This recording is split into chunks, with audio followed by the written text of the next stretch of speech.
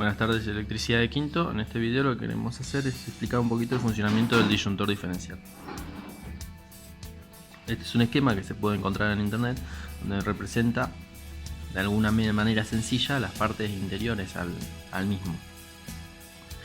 ¿Qué podemos identificar? Tenemos los bornes de entrada, donde uno conectaría la fase y el neutro. Tenemos los bornes de salida, donde iría conectado la instalación o los artefactos que tengamos. Un toroide en el cual tenemos un arrollamiento primario en el que va la fase, un arrollamiento en el que va un arrollamiento para la corriente de neutro y un arrollamiento secundario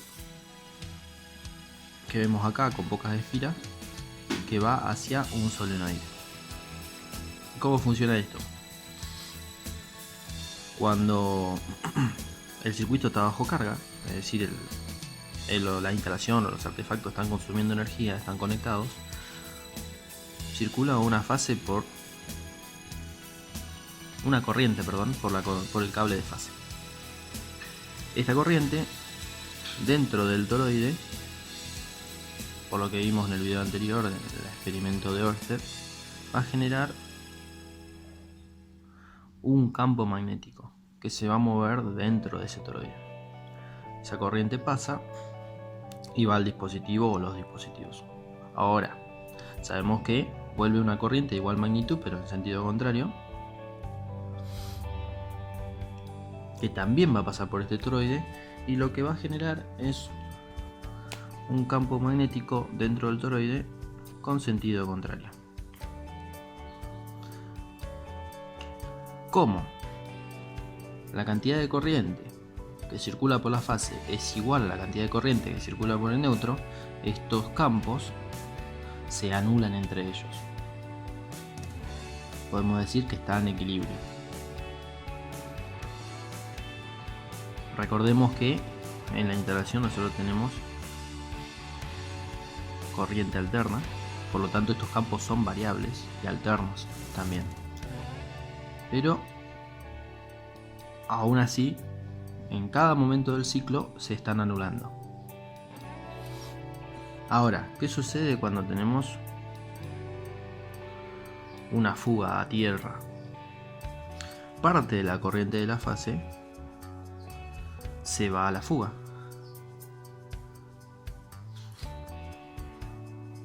Entonces tenemos que la corriente que circula por la fase está compuesta por la corriente que alimenta a la instalación y la corriente de fuga. La corriente que circula por el neutro va a ser igual solamente a la corriente que alimenta la instalación, por lo cual el campo generado por el neutro no va a ser igual al campo generado por la fase. Esto genera dentro del toroide un desequilibrio y aparece un flujo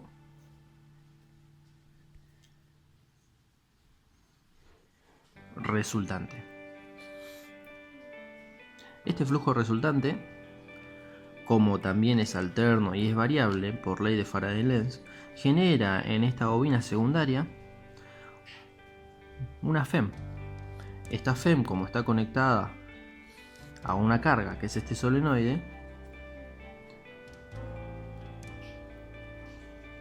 produce una corriente. Esta corriente, al ingresar en el solenoide, de vuelta por el mismo principio, genera adentro del solenoide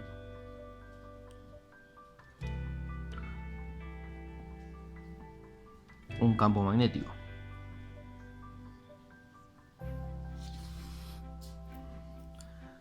Como todo este aparato es ferromagnético, esta parte del dispositivo, este que parece una palanca, se va a ver atraído por este campo magnético, accionando el mecanismo de resortes y demás que hacen que los contactos se abran o se dispare, como decimos normalmente, el dispositivo. La cantidad de vueltas que tienen estas bobinas el tamaño del toroide, el diseño de los resortes y demás, está hecho de tal manera que solamente accione cuando la fuga sea mayor, en el caso domiciliario, a 30 mA. Si la fuga es menor, acá habrá un desequilibrio, pero esta corriente inducida no será suficiente para generar un campo magnético lo suficientemente fuerte para accionar el mecanismo. Si la corriente es mayor a 30 mA, ahí sí, si la corriente de fuga, perdón, es mayor a 30 mA, ahí sí el campo magnético total dentro del toroide es suficientemente grande para inducir una corriente que va a generar otro campo en este solenoide y va a accionar el mecanismo de disparo. Bueno, esto es básicamente cómo funciona un disyuntor diferencial monofásico bipolar.